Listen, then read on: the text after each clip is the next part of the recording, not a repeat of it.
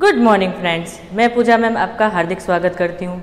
Last lecture में हमने पढ़ा था रानी महादेवी वर्मा की कहानी थी जो अपने संस्मरण को याद करती थी। रेखा चित्र, जब हमने रानी का वर्णन देखा, जिस तरह से रानी का वर्णन किया हुआ था, तो हमें पता चलता है कि हमारे सामने ही वो दृश्य खड़ा हो जाता है, माने कि किसी ने स्केच किया हो वो हमारे सामने, वो अयाल की बात, वो मोर पंख का गुच्छा जिससे वो मक्खियाँ उड़ाती थी, ये सारी चीज़ें जो बयान की थी वो हमारे सामने त्रादृश्य हो जाती थी। इसे हम रेखा चित्र कहेंगे। तो हमने देखा था कि छोटे बच्चे जो थे उन्होंने उनके पिताजी से कहा कि हमें सफ़ेद घोड़ा चाहिए, एक घोड़ा चाहिए, क्योंकि अंग्रेज़ के बच्चे अगर घुड़सवारी सीख सकते हैं तो हम क्यों नहीं।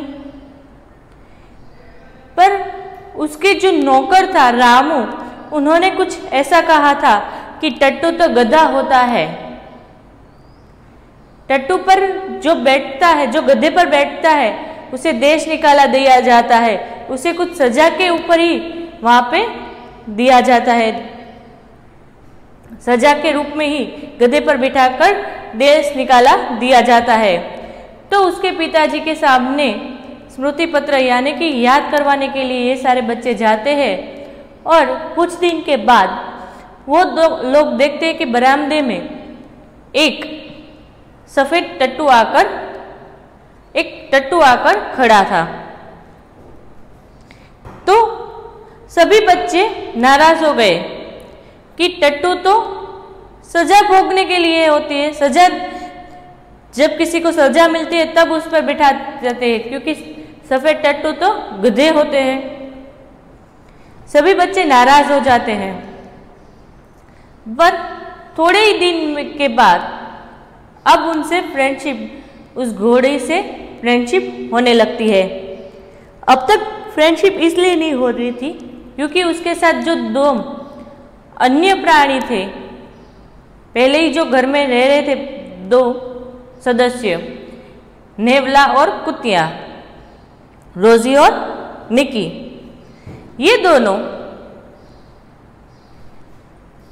के लिए कुछ घर में, आंगन में कुछ फेरफार नहीं किया था, कुछ परिवर्तन नहीं किया था, लेकिन ये घोड़ा आया और उसके लिए अंदर लाने के लिए जो दीवार थी उसमें बड़ा दरवाज़ा बनाया गया।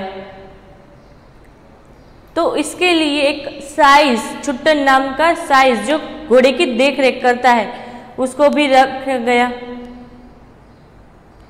तो सारे बच्चे ये सोचने लगे कि ये कैसे हुआ, ये हमें नहीं करना था, ऐसा तो कोई हमारे लिए भी परिवर्तन नहीं हुआ, ऑलरेडी हमारे घर में दो और सदस्य हैं, इसके लिए भी नहीं हुआ, तो ये तो कल का आया, इसके लिए तो ये सारे फेरफार हो रहे हैं। लेकिन धीरे धीरे उसका वर्णन किया, फिर उन लोगों से, उस घोड़े से, बच्चों से आत्मीयता हो गई। उस आत्मीयता के कारण अब वो फ्रेंड होने लगे। तब छुट्टन से उसका नाम पूछा तो उसने कहा ताज रानी। तो बच्चे ये सोचने लगे कि जिस तरह से कहानियों में रानी को महलों से निकाला जाता है, इसी तरह इस रानी को भी महल से निकाल दिया गया है। तो उसके प्रति सहृदय हो गए थे सब बच्चे, अब तो ज्यादा ख्याल रख रहे थे उसका। फिर महादेवी वर्मा जी कहती है कि जब कभी मैं उसका वर्णन करूं तो आज भी मुझे याद है कि मेरे सामने वो दृश्य मेरे सामने आ जाता है। तो यहाँ तक हमने पढ़ा था।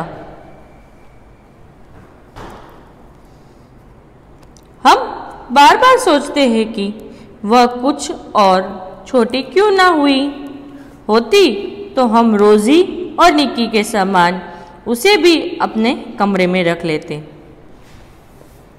छोटे बच्चे कितना इनोसेंट सोचते हैं कि वो सोचते थे कि ये भी छोटी क्यों नहीं है। अगर ये छोटी होती तो रोजी और निक्की के साथ इसे भी हम अपने घर में हमारे कमरे में रखते।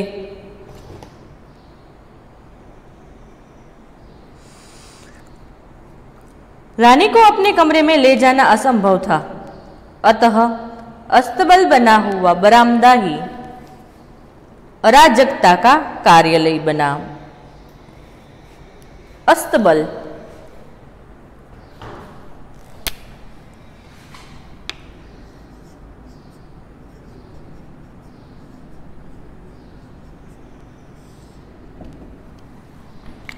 अस्तबल माने घोड़ों का आवास, घोड़े रखने की जगह।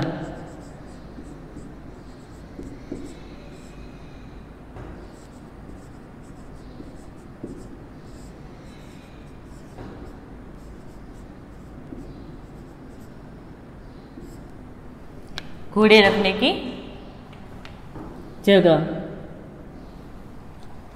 फिर है अराजकता।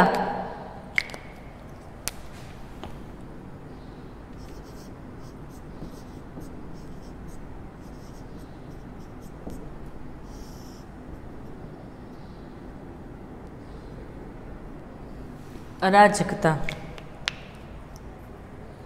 तो उसका अर्थ होता है अव्यवस्था।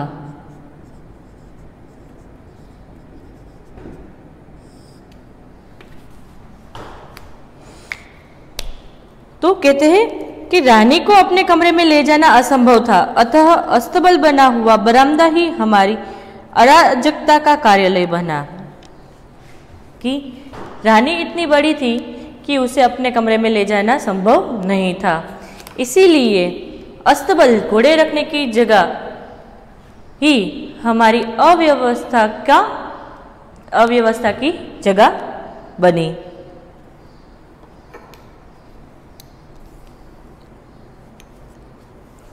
बरामदा घोड़े बांधने के लिए तो बना नहीं था।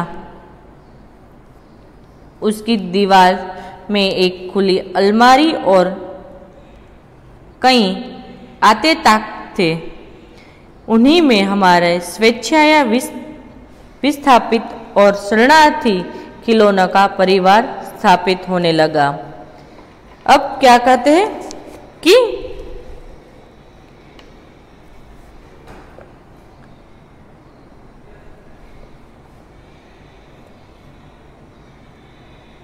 घोड़े बांधने के लिए और कोई जगह नहीं थी, इसीलिए बरामदे में ही अस्तबल की जगह बनाई गई। उसकी दीवार में खुली अलमारी और कई आते तक थे, माने कि लोग आ जा सके। उन्हीं में हमारी स्वेच्छाया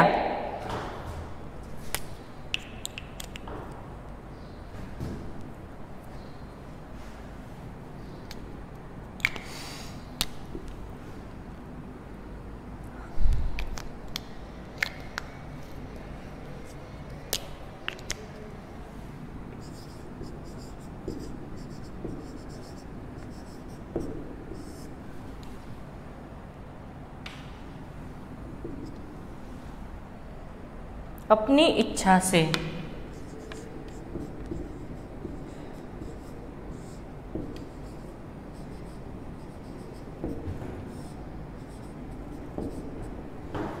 अपनी इच्छा से। दूसरा है विस्थापित। विस्थापित उसका अर्थ है अपने स्थान से हटाया हुआ। अपने स्थान से हटाया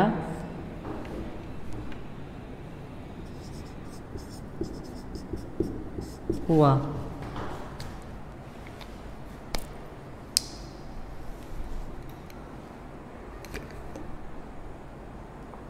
कि जो हमारी अलमारी थी वो खिलौने से भरी हुई थी, लेकिन हमने हमारी इच्छा से ही अपने स्थान से उसको हटाया दिया गया, क्योंकि वहाँ पे अब रानी के लिए अस्तबल बनाया गया था।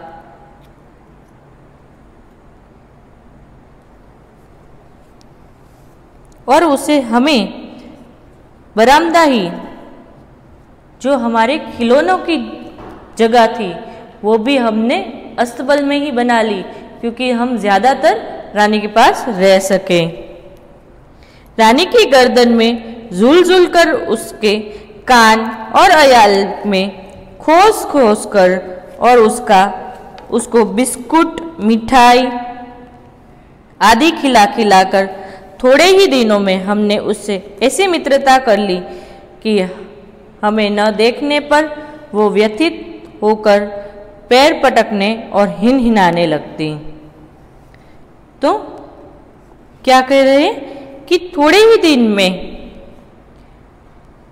रानी की गर्दन में झूल झूल कर और उनके कान और अयाल को में फूल खोस कर, यहाँ पे जो बाल होते हैं घोड़े के, वहाँ पे फूल डालकर और उसको बिस्कुट और मिठाई खिला खिलाकर वो उनके साथ बड़ी गहरी मित्रता कर लेते हैं। अब तो इतनी गहरी मित्रता हो गई है कि ये बच्चे अगर रानी को न दिखाई दे तो वो अपने पैर पटक पटक कर बुलाती है। फिर हमारी घुड़सवारी का कार्यक्रम आरंभ हुआ। मेरे और बिहिन के लिए सामान्य छोटी पर सुंदर जीन खरीदी गई और भाई के लिए चमड़े के घेरे वाली ऐसी जीन बनवाई गई जिससे संतुलन खोने पर भी गिरने का भय नहीं रहता है। यहाँ पे जीन शब्द माने कि ऐसे कपड़े सिलवा गए जो हॉर्स राइडिंग के लिए जो यूनिफॉर्म होता है वैसे ही कपड़े बच्चों के लिए सिलवाए गए, ताकि वो अगर घोड़े सवारी से संतुलन बिगड़ जाए घोड़सवारी करते समय तब भी वो गिरे नहीं। बहन के लिए और महादेवी वर्मा के लिए छोटी पर सुंदर और भाई के लिए चमड़े के घेरे वाली जीन बनवाई गई।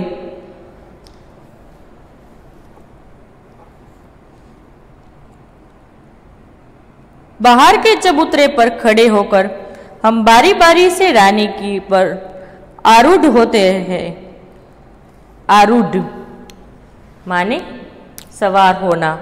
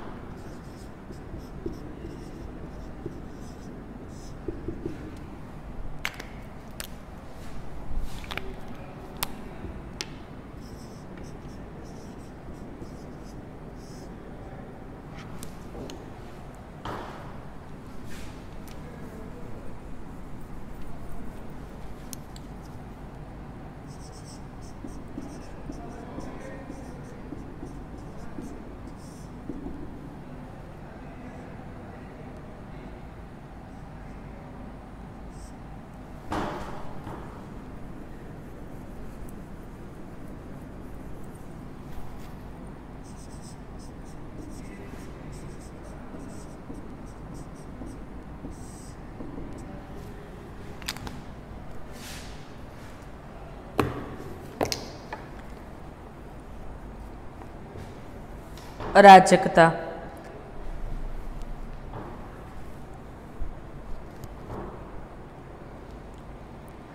बाहर के चबूतरे पर खड़े होकर हम बारी बारी से रानी पर आरूढ़ होते थे। जो बाहर चबूतरा था, चबूतरा माने जहाँ पे कबूतरों के लिए खाना दिया जाता है उसे चबूतरे बोला जाता है। तो वहाँ पे खड़े, क्योंकि बच्चे छोटे होते हैं और उसके लिए रानी पर चढ़ना मुश्किल होता है, इसलिए वो पहले चबूतरे पे चढ़ते, बाद में रानी पर सवार होते हैं। और छुट्टन साथ दौड़ता हुआ हमें घुमाता। छुट्टन का काम था कि इन सबको घुड़सवारी सिखाना, इसीलिए जब बच्चे इस पर बैठते थे तो घोड़े के साथ, बच्चों के साथ छुट्टन भी दौड़ता था। सवेरे भाई बहन घूमते और स्कूल से लौटते पर तीसरे पहर या संध्या के समय मेरे साथ यह कार्यक्रम दोहराया जाता। क्या कहते, वो क्या कहते हैं कि सुबह भाई बहन का यह कार्यक्रम कि घुड़सवारी करना, और दोपहर के बाद जब मैं स्कूल से आ जाती हूँ तब संध्या के समय यह कार्यक्रम मेरे साथ दोहराया जाता। तब मेरा टर्न था कि तब मैं घुड़सवारी करूं।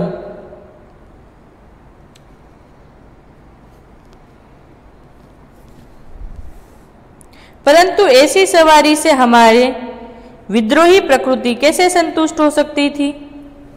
अस्तबल में रानी की गर्दन में झूलकर तथा स्टूल के सहारे उसकी पीठ पर चढ़कर भी हमें संतोष न होता था। छोटे बच्चे अक्सर मस्तीखोर होते हैं, तो उन्होंने क्या सोचा कि ऐसे ही छुट्टन साथ दौड़े और धीरे धीरे हम ये सीखे, उसमें हमें मज़ा आता नहीं है। तो क्या करना, वो अयाल पर झूलते भी है, स्टूल लेकर बैठ भी जाते, फिर भी उसके मन को संतोष नहीं मिलता था। अंत में एक छुट्टी के दिन दोपहर में सबके सो जाने पर हम रानी को खोलकर बाहर ले आए और चबूतरे पर खड़े होकर उसकी नंगी पीठ पर सवारी करके बारी बारी से अपनी अधूरी शिक्षा की पूरी शिक्षा लेने लगे। छोटे बच्चे करामती तो होते ही हैं। तो एक दिन ये सारे छोटे बच्चों ने क्या किया, छोटे बच्चों ने ऐसा किया कि दोपहर में सब सो गए थे तो रानी को अस्तबल से निकाल दिया। तो हमें पता है कि घोड़े पर बैठने के लिए पर्टिकुलर वहाँ पे सीट रखी जाती है, तो वो सीट भी तो छुट्टन ही बांध सकता था, ये छोटे बच्चे तो बांध नहीं सकते थे। लेकिन सारे बच्चों ने मिलकर ये प्लान किया था कि आज दोपहर में जब सब सो जाएंगे तब हम ये कार्य करेंगे। कौन सा कार्य? कि सभी बच्चों को बारी बारी से बैठने का।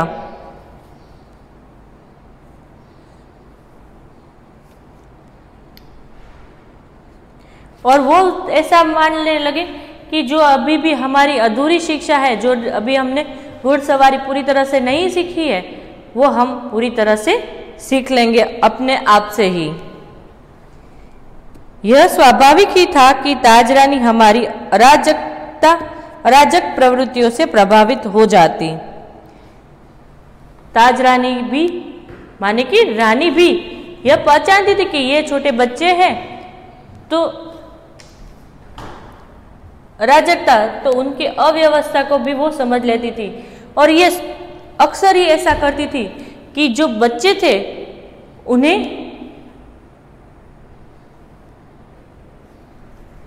गिर ना जाए, उसी तरह धीरे धीरे से वो चलाती थी। वास्तव में बालकों की में चेतना के विभिन्न स्तरों का बोध न होकर सामान्य चेतना का ही बोध रहता है। बोध माने ज्ञान।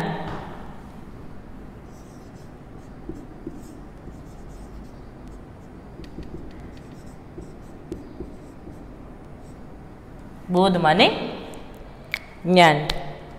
तो बच्चे क्या कहते हैं कि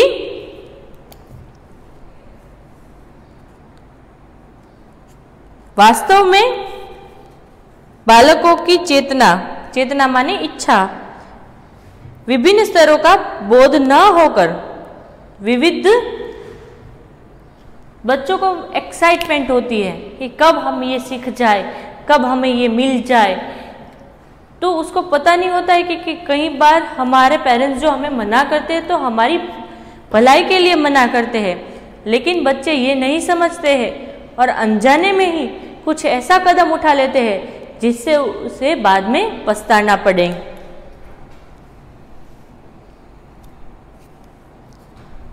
अतः उनके लिए पशु, पक्षी, वनस्पति सब एक परिवार के हो जाते हैं। तो कोई में उसको डिफरेंस नहीं लगता है, सबके साथ सेम बिहेव करने लगते हैं।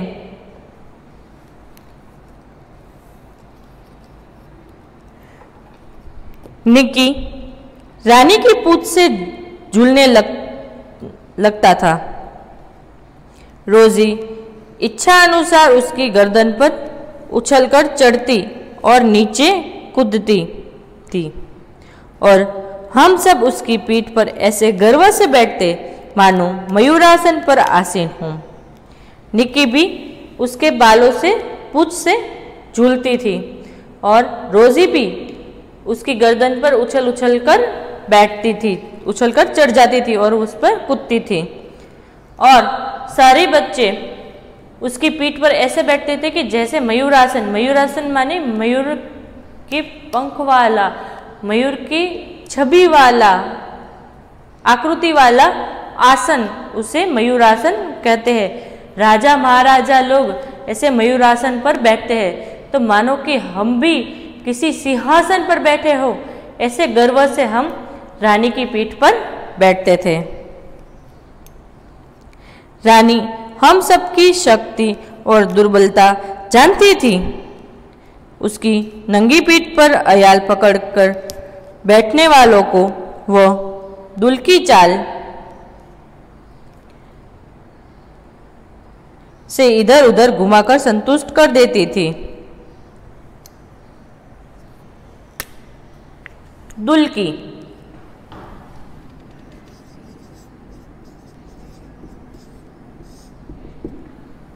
माने धीमी।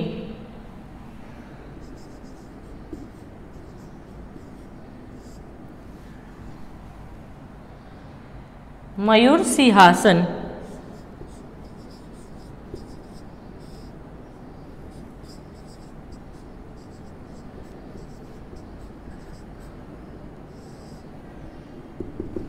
मयूर सिंहासन, मोर के आकार का सिंहासन, मोर के आकार का सिंहासन। तो क्या कहते हैं कि रानी हम सबकी दुर्बलता और शक्ति जानती थी। उसको पता था कि कौन सा बच्चा किस में पारंगत है और किस में उसको नहीं आता है। इसीलिए रानी जब कभी हम जो सीट बनाई हुई थी उसके बिना हम बैठते थे, उसके अयाल को पकड़कर हम बैठते थे, तो उसकी चाल धीमी हो जाती थी, क्योंकि उसको पता है कि आज छुट्टन भी साथ नहीं है और सिंहासन जो सीट थी वो भी नहीं है। इसीलिए वो बच्चों को कुछ ना हो जाए, इसीलिए वो धीरे धीरे चलती है। और प्राणियों और पशुओं में ऐसी सेंस होती है कि कभी भी हमारे साथ कुछ बुरा होने वाला होता है तो उसे पता चल जाता है। तो दुल की चाल से माने धीमी धीमी की चाल से इधर उधर घुमाकर वो सबको संतुष्ट कर देती है। परंतु एक बार मेरे बैठ जाने पर भाई ने अपने हाथ की पतली संटी उसकी पैरों में मार दी। संटी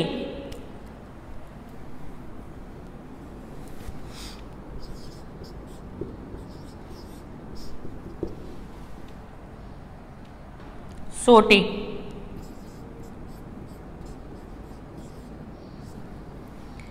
तो एक बार इसी तरह बच्चों ने मस्ती करने की सोची होगी, तो उस दिन भी छुट्टन साथ नहीं था और जो बैठने की सीट थी वो भी नहीं थी। रानी तो अपनी जिम्मेदारी पता थी, इसीलिए वो धीरे धीरे चल रही थी। लेकिन जब महादेवी वर्मा उस पर बैठी तो उसके भाई ने रानी के पैरों में एक जोर से पतली सोटी जो आती है, जो आपने कई बार जो घुड़सवार होते हैं उसके हाथों में देखी होगी, ऐसी संटी रानी के पैरों में मारी। चोट लगने की संभावना ही नहीं थी, परंतु इससे न जानने उसका स्वाभिमान आहत हो गया। आहत माने घायल।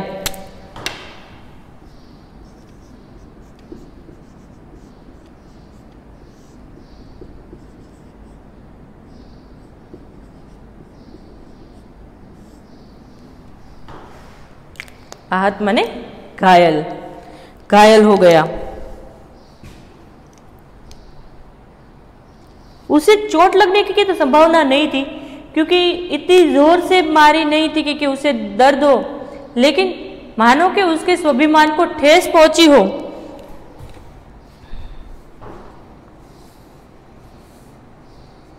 या कोई दुखद स्मृति उभर आई हो। वह ऐसे वेग से भागी मानो सड़क, पेड़, नदी, नाले सब उस पकड़ बांध रखने का संकल्प किया हो। संकल्प माने दृढ़ निश्चय। उसे ऐसा हुआ कि वो संटी लगने से ही वो भागने लगी, इतनी जोर से भागी कि मानो कि कोई उसकी किसी की ताकत नहीं था उसको पकड़ पाने की। कुछ दूर मैंने अपने आप को उस उड़न खटोले पर संभाला, परंतु गिरना तो निश्चय ही था। मेरे गिरते ही रानी मानो अतीत से वर्तमान में लौट आई और इस प्रकार निश्चल खड़ी रह गई, जैसे पश्चाताप की प्रस्तर प्रतिमा हो। देखो, महादेवी वर्मा जी कहती है कि उस समय मैंने अपने आप को कहीं दूर तक संभाले रखा, लेकिन गिरना तो तय ही था। क्यों तय था?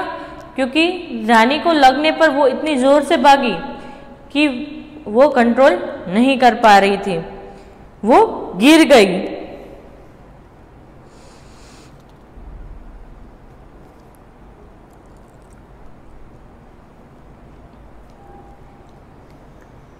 जैसे ही महादेवी वर्मा गिर गई तो मानो कि वो इतनी जोर से भाग रही थी, वो अचानक से रुक जाती है और इस प्रकार निश्चल खड़ी रह गई, जैसे पश्चाताप की प्रसर प्रतिमा। पश्चाताप माने पछतावा, प्रस्तर प्रतिमा।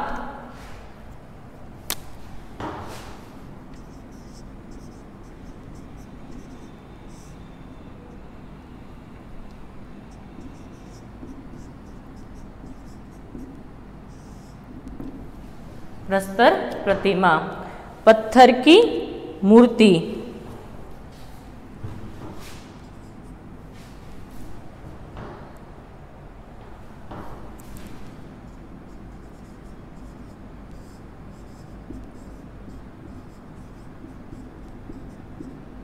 पत्थर की मूर्ति। अचानक से वो रुक जाती हो और पछतावे से पत्थर की मूर्ति बन गई हो, स्टेच्यू बन गई हो, ऐसी मेरे सामने खड़ी रह जाती है।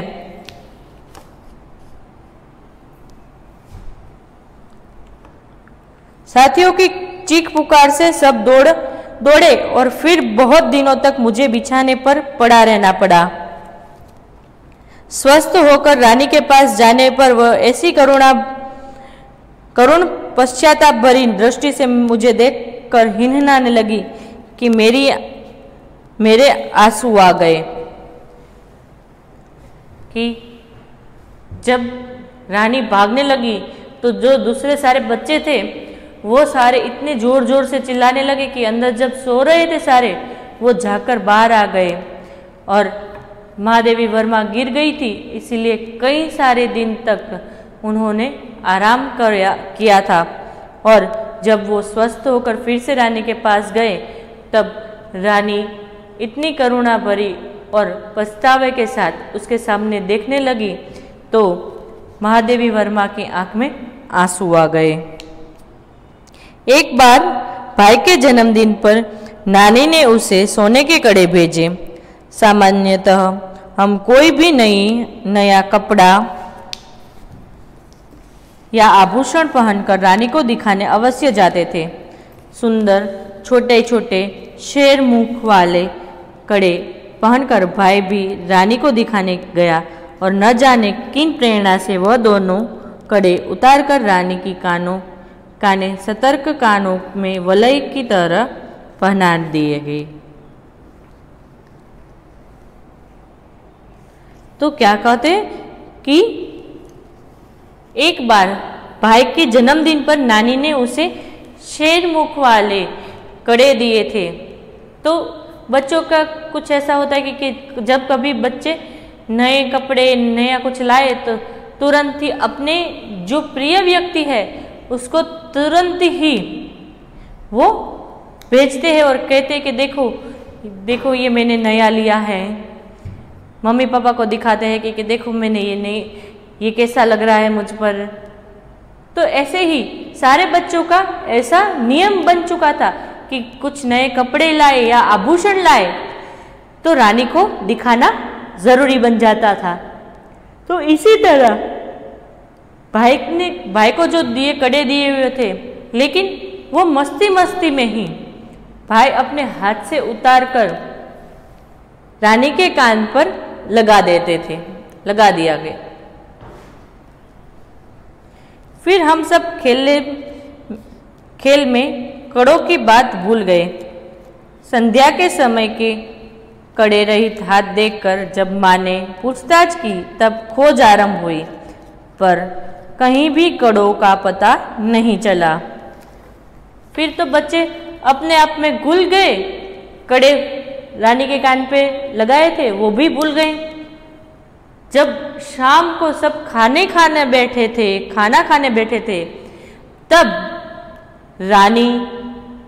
तब सब बैठे हुए थे तो माँ ने भाई के हाथ में कड़े न देखकर भाई से पूछा कि कड़े कहाँ गए। तो तब भाई को याद आया कि मैंने तो वो रानी के कान पे लगाए थे। तो सारे घर में उसकी वहाँ पे ना मिले। फिर पूरे घर में उसकी छानबीन हुई, पर छानबीन में के बाद भी वो कड़े नहीं मिले। रानी अपने कान को खुरों से खोदती और हिनहिनाती रही।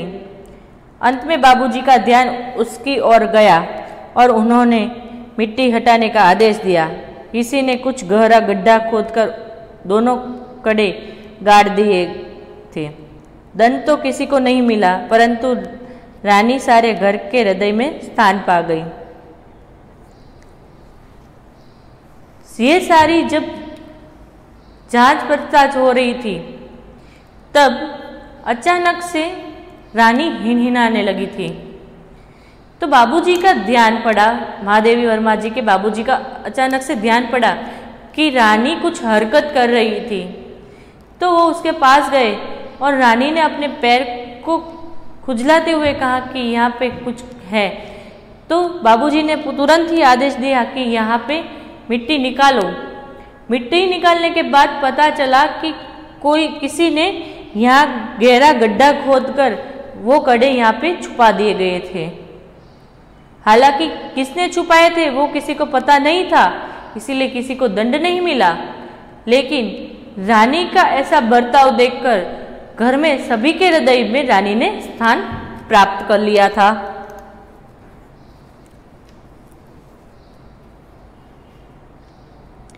एक घटना अपनी विचित्र में स्मरणीय है। एक सवेरे उसने उठने पर हमें रानी के पास एक छोटे से घोड़े के बच्चे को देखा। यह कहाँ था? कह कहकर हमने रामा को इतना थका दिया कि उसने निरुपाय घोषणा की कि वह नया जीव रानी के पेट में दाना चारा खा कर सो रहा था। भाई ने उत्साह से पूछा, और भी है? रामा ने स्वीकृति में सिर हिला दिया। एक बार विचित्र घटना बनी हुई थी जो महादेवी वर्मा को याद थी। ऐसी कुछ घटनाएं हमारे लाइफ में भी होती है तो हमें अक्सर याद रह जाती है। तो यहाँ पे भी महादेवी वर्मा जी को भी यह बात याद है कि एक बार रानी के पास एक छोटा सा घोड़ा खड़ा था। तो ये हमने पूछ कर रामा को परेशान कर दिया कि ये छोटा बच्चा कहाँ से आया, ये छोटा बच्चा कहाँ से आया। तो अंत में हार कर रामा ने कहा, ये छोटा बच्चा इतने दिनों तक रानी की पेट में खा पी कर सो रहा था। तब भाई ने पूछा, और भी है? तो रामा ने स्वीकृति में सिर हिलाकर जवाब दे दिया। हम तो विस्मित भी हुए और क्रोधित भी। विस्मित माने चकित।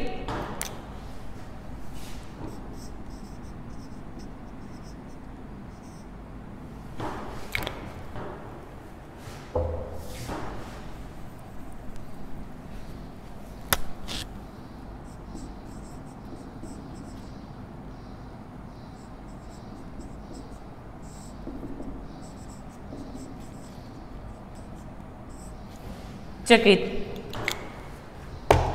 तो क्या कहते हैं कि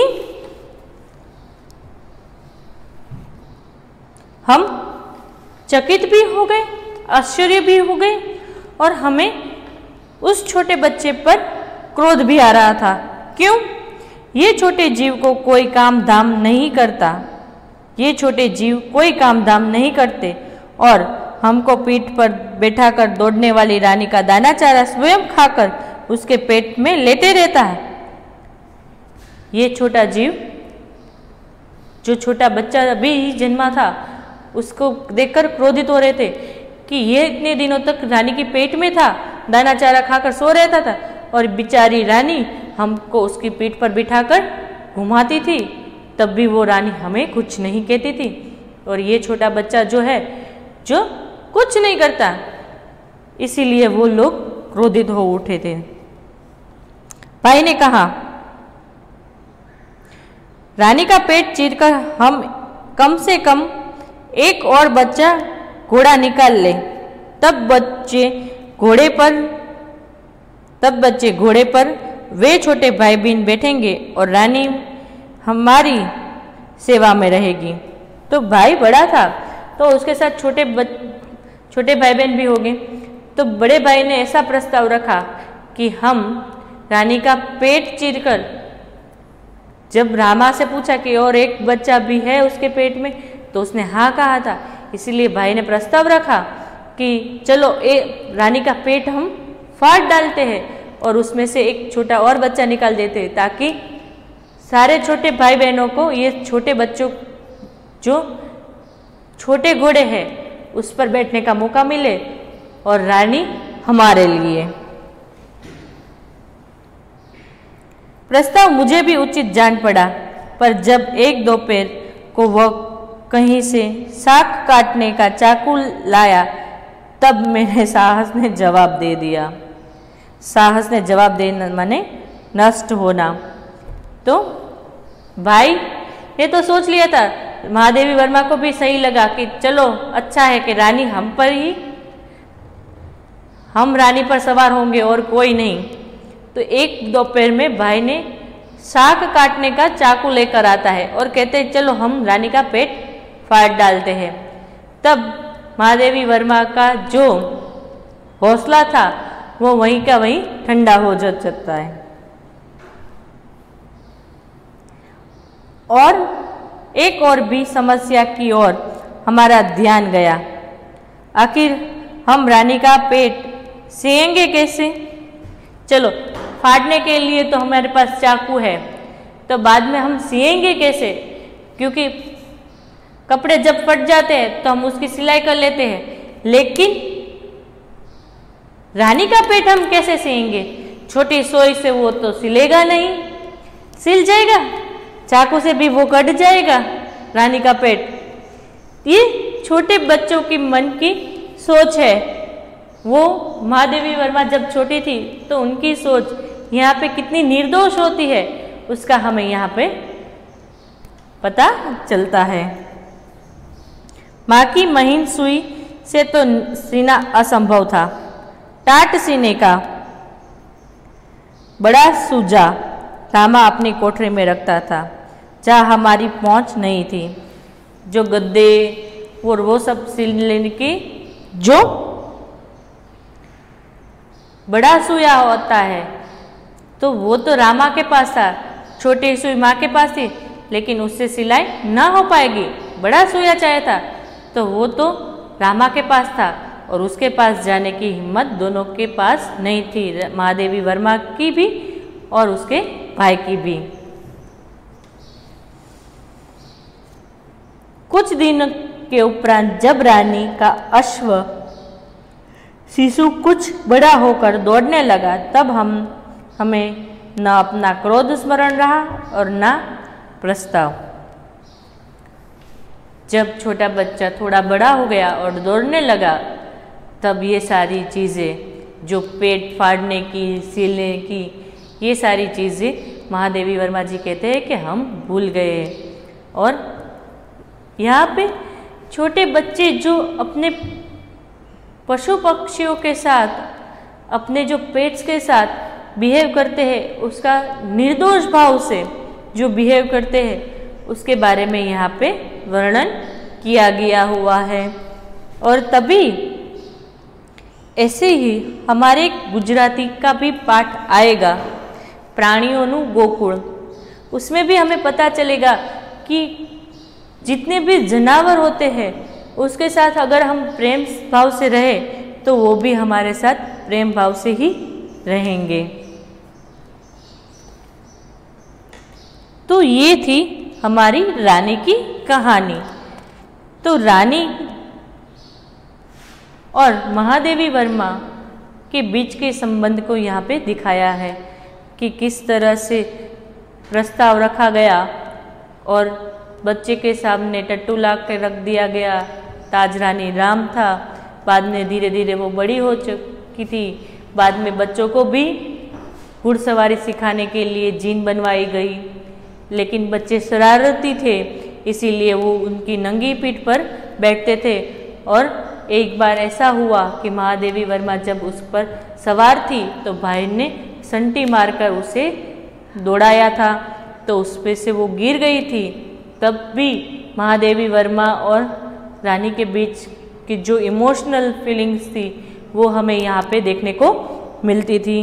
फिर भाई का कड़ा रानी के कान पर रख देना और उसको गुम जाना, उसका गुम जाना, बाद में रानी की वजह से ही वो मिलना। और बाद में जो छोटे बच्चे, रानी का छोटा बच्चा आया था, वो कैसे आया था, ऐसे क्वेश्चन पूछना। फिर बाद में चाकू से उसका पेट फाड़ कर दूसरा बच्चा निकाल लेना। ऐसे निर्दोष भाव का वर्णन महादेवी वर्मा जी ने बड़े अच्छी तरह से यहाँ पे किया हुआ है। तो ये हमारा था चैप्टर नंबर 12।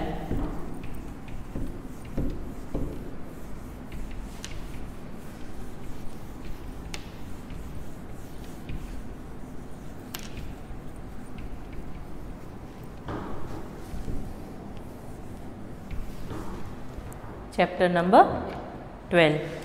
तो लास्ट लेक्चर में हमने होमवर्क में देखा था शब्दार्थ, मुहावरे और स्वाध्याय का पहला प्रश्न। तो आज स्वाध्याय का दूसरा प्रश्न है, 3-4 वाक्यों में उत्तर दीजिए। 2 ही है और बाद में शब्द समूह के लिए 1 शब्द और विरोधी शब्द। ये 3 चीज़ें आपको आज होमवर्क में लिखनी है। तो होमवर्क है आपका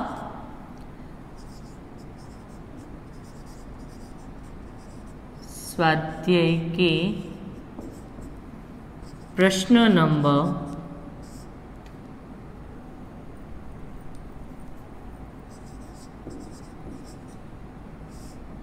प्रश्न नंबर 2, 3, 4 फेयर बुक में लिखो। तो ये था हमारा चैप्टर नंबर 12 रानी। तो ये इसको हम यहाँ पे समाप्त करते हैं और उसी के साथ हमारा लेक्चर भी समाप्त करते हैं। Goodbye, have a nice day.